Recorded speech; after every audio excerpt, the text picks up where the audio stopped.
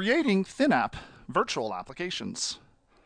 So, what did you think of that last nugget? I mean, when you kind of focus on the user, all the different delivery approaches for how you end up getting an application and data to user, like it all just begins to make sense, right? So, the application sits in some central location in various forms that make it easily deliverable via an installation tool or a sequencing tool or streaming tool and also that delivery can go to, for example, Windows servers in the case of server-based computing, or it can go to Windows desktops in the case of desktop virtualization.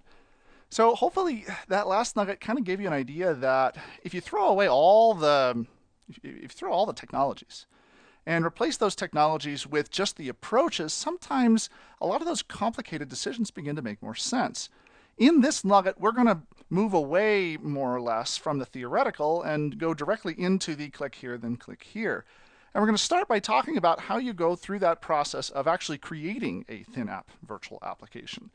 The process it's not difficult, but nor is it really trivial at the same time. VMware, with its ThinApp product, and specifically with the sequencing tool that it uses to create these virtual apps, they've really tried to create a tool.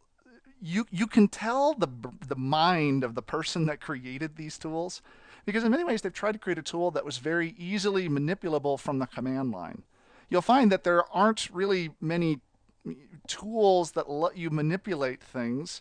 Whenever you've got the application created, the way that you go about making changes to the application is you adjust some INI files in Notepad. So depending on if you're more of a command line person or if you're someone that likes to click things in an interface, this may or may not be something that's really exciting or useful to you. Now we have to obviously talk first about, okay, well, what are these virtual applications? I mean, we've talked about them in the generic sense or the very high level sense, but now we also have to kind of drill down into how do these things change the virtual machine experience when they get moved or when they get streamed down from a server. Now, a virtual app, and we'll find out here, and I've got a whole whiteboard here to show you in just a second, but a virtual application, the whole point of a virtual application is that it doesn't really change the operating environment of the machine or virtual machine that it's installed to. You can, depending on the settings that you choose when you build that virtual app, decide to actually impact the operating system. But the whole notion, the real point behind a virtual application is something that you can download and install, and you don't really change the whole way in which that virtual machine exists or what its configuration is. We also have to talk about this whole notion of, all right, well, if I've got these applications and they're all kind of these bubbles that exist on top of a virtual machine, well, how do we get the virtual applications to communicate with each other? And I'll discuss this here in just a minute. The technology in VMware View, or specifically in ThinApp, is called AppLink. And what AppLink does is essentially say, all right, well, for this application to work, it also needs to run this or be aware of this other application so that the applications can be sequenced independently, but you can bring them together in various combinations so that, for example, Microsoft Outlook can call Microsoft Word if you, for example, need to download an attachment and that attachment needs to run in Word. You will find that as we go through the tool that there are a series of really kind of 5 typical steps in creating a virtual application. And if you've done any application packaging before, these are the same kind of steps that you would go through in packaging an application. You scan a computer. Okay, you start with a kind of a very basic, pristine, golden image of a computer. You scan that computer, then you install the application, and then you rescan the computer a second time. In that second scan, what you're doing is looking for what changed between then and the first scan. It makes sense if you think about a software installation. At its very basic, a software installation is really nothing more than some file copies and then some registry updates. So this pre-scan, install, post-scan series of steps means that, okay, well, once that install completes and it's done all the things that it needs to, well, I just want to copy off and repackage together everything that is now different. Arguably, that is the application that got installed. Now, admittedly, when that whole process goes on, there's going to be just some stuff that gets inadvertently captured by that pre-scan and post-scan process, right? Maybe I don't know, maybe some other app file got adjusted, or maybe some other registry key got adjusted, or something else changed during that period of time that you need to either yank out or manipulate or what have you. This is after the post scan process, is the configure process, where you will go through and identify what you want to get rid of, and then build, as in the last step down here, the package. What's interesting about VMware ThinApp, if you've played with AppV, if you've played with Citrix Streaming Server, one of the interesting, kind of compelling things about VMware ThinApp is that there's no client to it. It really focuses on MSIs. And when you're building a ThinApp virtual application, you were effectively building this big MSI that you'd then install to a computer. And so it's strangely actually kind of cool the way that it ends up being implemented. Now, there are some things you have to pay because of the way in which this was implemented. Maybe it's not quite as easy to use as, for example, a Citrix app virtualization solution, because there's a client down there. And maybe there's no central control as much, but it's funny. It's really actually kind of cool, the fact that there is no client really, other than, well, the pieces that run MSI, that actually needs to be on that client or on that computer to let a ThinApp application work. Now, VMware will tell you that this whole ThinApp thing is not designed for anything outside of a virtual desktop environment. But if there's no client, well, arguably you can run it anywhere, right? So you could even use it. In fact, actually, the VMware View documentation even says, hey, you could use this in a sandbox to test things out. Then after we spend just a minute talking about, well, how virtual applications work, I want to spend another minute talking about how you create a ThinApp virtual application. Okay, the process is actually very cool. So before we get there, however, I just want to spend a little bit of time kind of drawing out this whole notion of a virtual application. Again, I'm using these stacked diagrams that you may find that I tend to use a lot. Let's think of this as a computer. Okay, and this computer is sitting on some hardware, or it's sitting on top of a hypervisor. I don't really care. It is a computer. And when I go to install an application, unlike MS Outlook, for example, when I install the app, well, that application installs on top of the operating system. Right? So I go and I do next finish to install Microsoft Outlook. Well, the thing that I think of as Outlook then installs on top of the thing that I think of as the computer OS instance. But really, there's not separation here. When I go and install MS Outlook, I change the configuration of that computer. I update things in program files. If it's a really bad app, it might even update things in the system folder. But the whole disk configuration of this computer gets changed because Outlook exists on there. In order to get rid of Outlook, I have to go and find all the places where Outlook has made changes and slowly tear them out if I want to get rid of this MS Outlook version. So that's how we've done software installations for years and years and years, because it just made sense. Well, some very intelligent people said, all right, the whole notion of a software installation that modifies the configuration of the operating system is in many ways kind of silly, right?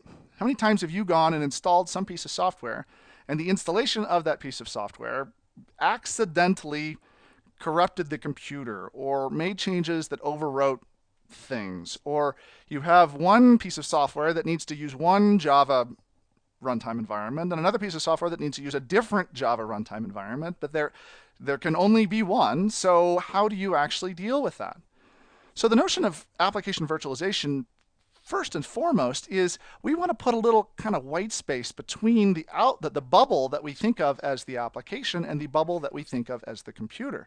What's great about that is that once I have those identified bubbles in place, well, so Outlook can sit over here and Microsoft Word can sit over here.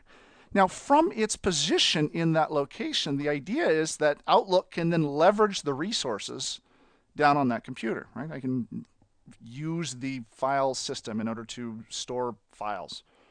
Bad example, I can use the Windows files in order to drive running Microsoft Outlook. But again, the opposite, well, where the computer attempts to do things to the application, is generally not there. right? And again, I'm using kind of soft words here, so don't crucify me if I'm not specifically semantically correct here. I'm just trying to get across a point. And that is that Outlook, from its lofty position now on top of the operating system, has all of the nice resources that the computer can provide. And then at the same time, the computer kind of almost sort of kind of doesn't really have an awareness that Outlook or Microsoft Word exists. Meaning that if I needed to, I could just, delete Outlook or Microsoft Word. Poof, gone. Right? I delete the bubble and the bubble is gone. There's no having to go and dig into the computer to find out, okay, well, what changed there? When this gets created, okay, I've got a bubble here, right? And I've got a bubble here. When this gets created, the notion is that these things are bubbles, right? So if I have Outlook that needs to talk to, for example, Word, well, it can go down to the computer, but it can't really come back up to Microsoft Word. So for some circumstances, there sometimes comes the need to allow one bubble to communicate with another. Again, just very soft words here just to get the concept across. And so this cross-linking of applications is what we think of as AppLink, at least in the VMware View situation. And I can choose either to allow or to not allow that to occur. This is all up to you. You code this into your little application packages that you create so that they will have that ability to communicate, or they won't. Kind of interesting. Again, the whole goal here is to create that kind of air gap between the application and the software and the operating system that the application is running on top of. There will be ways, as you'll find out here in just a minute, that you can kind of violate that tenet because every rule has its exceptions, I guess. But that's kind of why we do this. Now, the way this process starts, okay, as you'll see here, I've got a Windows 7 computer. Okay, the computer that I'm about to use needs to be the same operating system as the one I'm going to deploy the application to, or very awful things happen. The world explodes. So I've got a copy of Windows 7, and from VMware's website, I have downloaded the VMware ThinApp Enterprise, and in this case it's 4.6.2. It may be slightly different when you see it.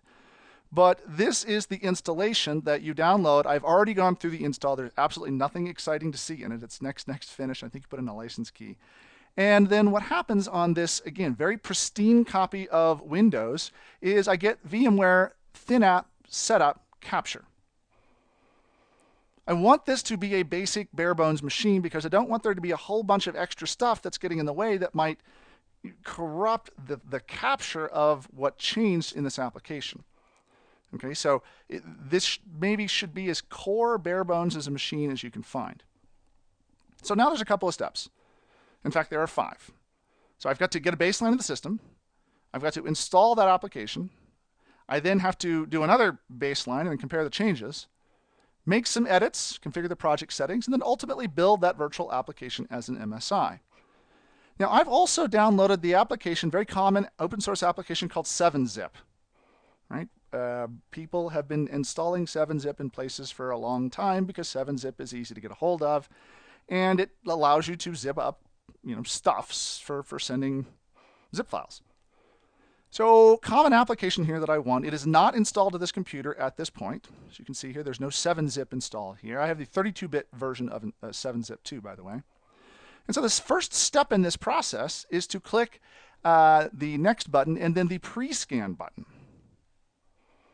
Okay, so what's going on here? Right now, the ThinStall little agent thing is going through and taking a look at all the registry keys. In fact, you can see these registry keys here. It's creating a big database of those registry keys. And then it's also taking a look at all of the file stuff. So all the folder structure and what files and folders are there. Just the entirety of the configuration of the system, it's taking a look at that configuration. If there are a couple of locations that it can't find, it will give you a couple of warnings here. I don't care because I just know that 7-Zip does not modify this location. Once I'm done with the pre-scan, well, now the next step is to actually install the application. So you'll see here, install the application you want to virtualize before taking a post-scan. And in fact, what I'm going to do now is double-click 7-Zip and go through installing the 7-Zip application. Basic installation, right? Where's my destination folder? Install. Bam, done. Okay, so now 7-zip is actually found on this computer. There's the file manager here. And the second step is to go through the post scan.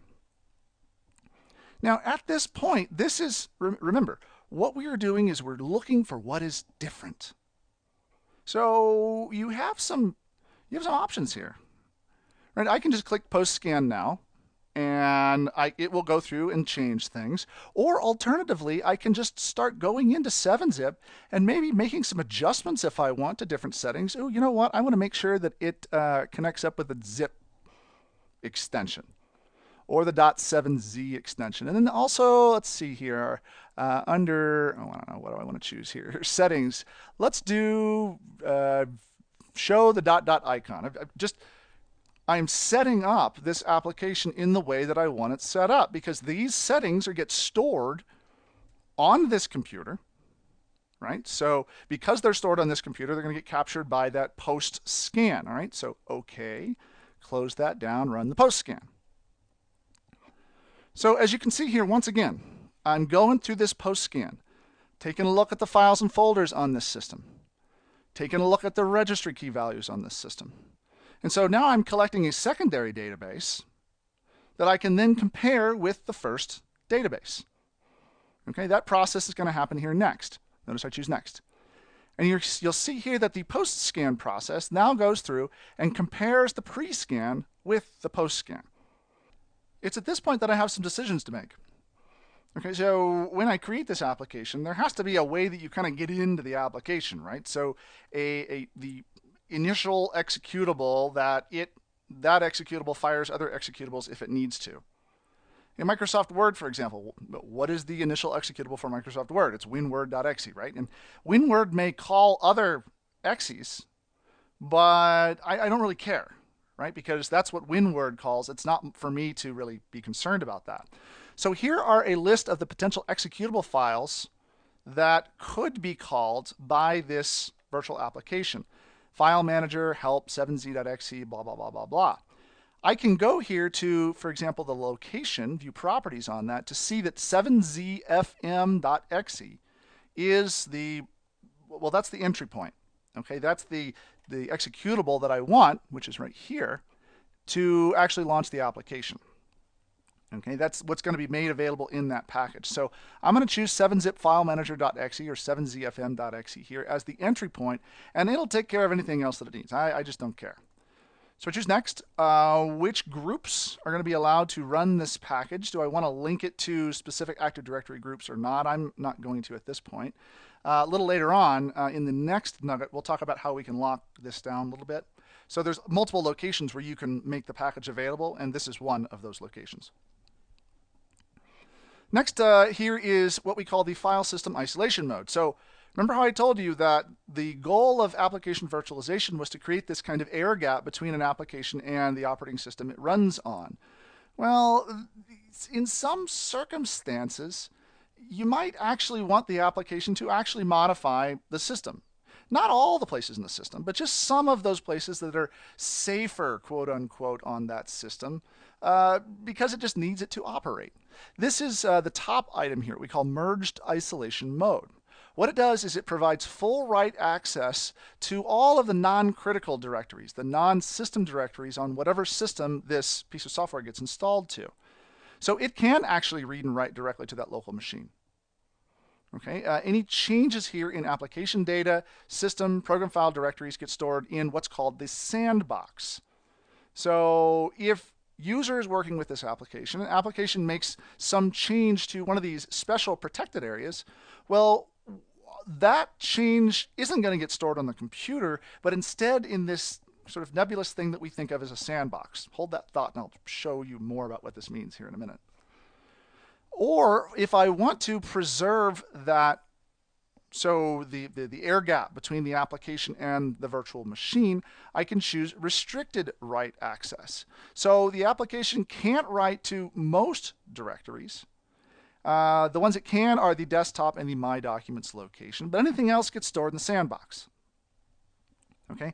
By choosing restricted write access, there are some applications that may behave a little funny. but I get the most isolation between, well, my app and my operating system. Let's choose this one for now. Okay, choose next. So there is this nebulous sandbox thing, right? So it's it is a storage location for any of these writes that the application thinks are getting written to the system, but instead are getting under the covers redirected to a different location. This other location is that sandbox. So the application thinks it's writing to the system, but in fact it's writing to this special little location that can exist either in the user profile or in the same directory as the application or in a custom location or network drive. I'll choose user profile here. Different applications will require different settings here for the sandbox, and it will be, there's an art and a science to this, and this is really the art. Right? Your testing and validation of your individual pieces of software will be what determines what works best for you. So I can't teach you that. You have to kind of just figure it out. And it may be different for each application. So in this user profile, then I know that, well, the profile or the sandbox data then gets captured with the user and may potentially follow the user around. Right? If I've got, and that depends on if I've got profile, you know, I don't want to say roaming profiles, but if I've got some sort of profile management solution that allows user profiles to get moved around. That's this location. Choose next. Do I want to send stuff to VMware? Yes. No, I don't care. Then what are the project settings? So here's the name. Here is the project location. This location here is actually found on a local computer. Okay, so if I go to that location, you'll find there's nothing there right now. This is the ThinApp binaries, and then this is the captures folder. I'll leave this open for us because we're going to take a look at it here in just a second. We're going to create a subfolder 7-zip 9.2, choose next. And then now I have to identify where I'm going to hold that virtual application's data. Okay, do I want to keep it in the exe? Okay, that's the exe that I selected earlier. Do I want to use a separate DAT file? Okay, where do I want to hold all this stuff at? Because this is going to be important for when I actually generate that MSI. I need to actually generate an MSI here. Okay, that's the ultimate deliverable is the MSI, right? When I go to link this to my virtual desktops, I'm going to link it by that MSI. And then lastly, do I want to compress the package? Okay, it depends on if you want to increase the build time or not. Okay, what's better for you, storage or waiting a few extra minutes? Choose save. It's going to save those project files. It's generating output to that location.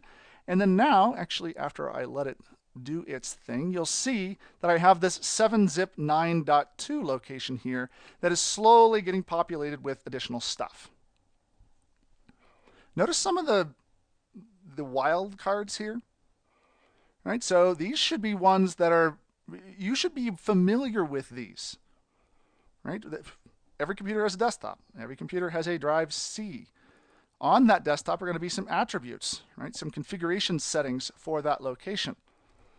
In the app data location are going to be some additional stuff. So these are the things that are getting added into the computer.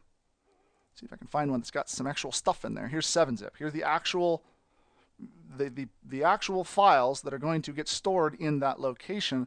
If I take a look at the attributes, again, I'm trying to find one that actually has one here so you can see it. I can see what the attributes are for that file or folder.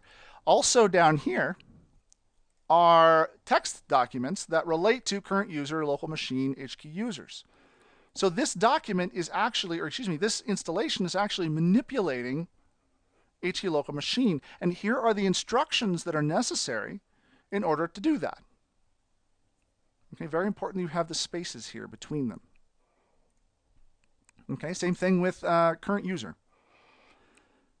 When I'm done with this, okay, you'll notice that, all right, we're ready to build the package. Okay, we've done all of the stuff. We now know what's different between here and there.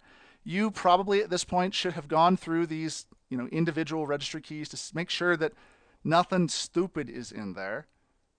That there's not anything that actually relates to something else, right? Maybe while we were going on, or between the first snap and the second snap, oh, check it out. Explorer had a registry key value that doesn't really look like it belongs to a 7-zip installation. Maybe I can go and delete that, for example.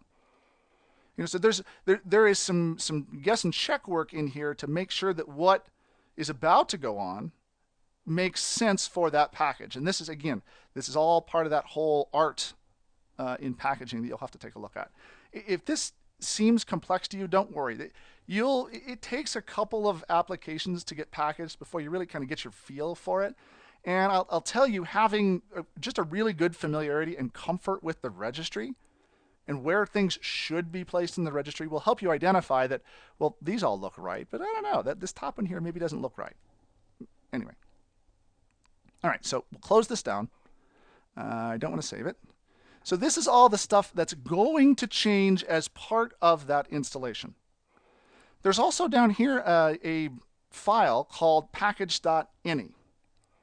And this file corresponds to the edit package.ini link here. If I click that, that's going to open up package.ini, or I could just double-click the file itself. Inside of this file are the characteristics for the package installation. Okay, this is the stuff that ThinApp does. And built into here are going to be a number of different settings that you may or may not want to change. Okay, if I take a look here, what's my compression type? What have I done? Which isolation mode am I using? What MSI parameters are in there? Notice that some of them may actually be commented out. Do I also have other characteristics that I want to bring in here? Here's some general purpose parameters. Down here at the bottom is optional app links and required app links. Now I told you that sometimes different packages need to link to each other. The linking actually happens at runtime. So when the user starts working with the application, that's when all of these bundles kind of get connected in the right way. All the integrations end up happening. And it's via these two locations, these app links location, where this 7-zip app could get linked with some other app. Okay, and that's kind of going beyond the scope of the level of detail that I really can get into with this nugget. But recognize that as you start working with your different applications and packaging them for use in ThinApp, or sequencing them, depending on what term you like to use, this is the location where you will take this app and link it with other apps. And in fact, you can actually do multi-level linking too. So this app links with this one, and then the second app, it links with something downstream. A lot of flexibility here. And strange, in a world where INI files have gone away, it's almost refreshing to see INI files once again. I really like these more than XML files, although XML seems to be the way we're going these days. If you do intend on, there's one of these settings that you have to be very specific about.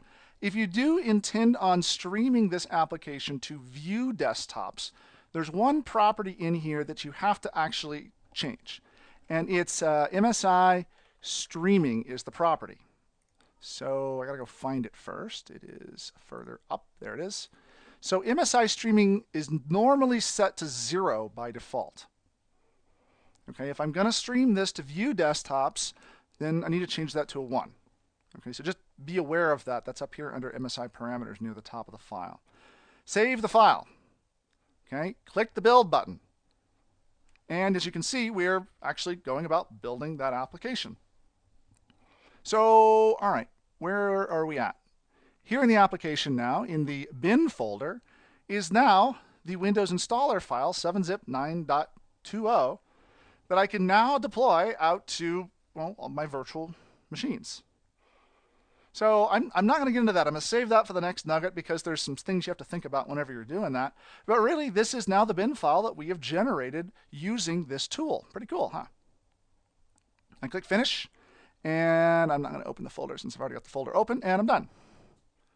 So this is the process you would go through to actually create that application, that virtual application. There's one thing, too, I need to show you. If I go back here into the capture location, so remember, the idea here is that whatever you see is what's going to happen. And if there's something that shows up in here that you don't want to see, in the all users location or whatever, and you're like, ooh, I don't really want that, so I'm going to delete it out. I've got to make a change. Or if I come down here to my package.ini and I make a change in here, well, conveniently, VMware has this nice little build tool here that's a batch file. Get that in a world of XML. We are now at ini and batch. Great job, VMware. This batch file, it works, okay? It works. This batch file then goes about rebuilding that MSI. Okay, so when you made your changes, you go double click this thing, and then bam, it's going to go back and rebuild that MSI for you. Okay, the MSI then is here under bin. So that's kind of the process you would go through for really doing one of these ThinApp virtual applications, sort of the build process. And admittedly, there are different solutions use different approaches. Like Citrix's solution has a GUI interface for doing a lot of this manipulation. AppV has something different.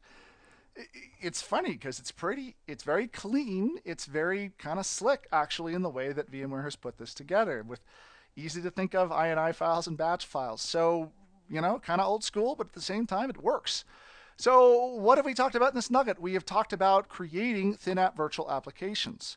We started with a look at how those virtual applications are different than traditionally installed applications, and really that it's that air gap that we really need to be conscious of. We talked about app linking and how, because I'm creating these bubbles, the different bubbles have to be able to communicate with each other. And then we went through the typical steps in creating a virtual application, the pre-scan, we installed that 7-zip tool, we went through a post-scan, we did some post-scan configuration, and then we built that MSI. And then down here at the bottom, I showed you the magic of how it all works. In the next nugget, we will take that ThinApp virtual application, that 7-zip app, and we will roll it into our VMware View infrastructure so that we can deploy that application to our virtual machines. But until then, I hope this has been informative for you, and I'd like to thank you for viewing.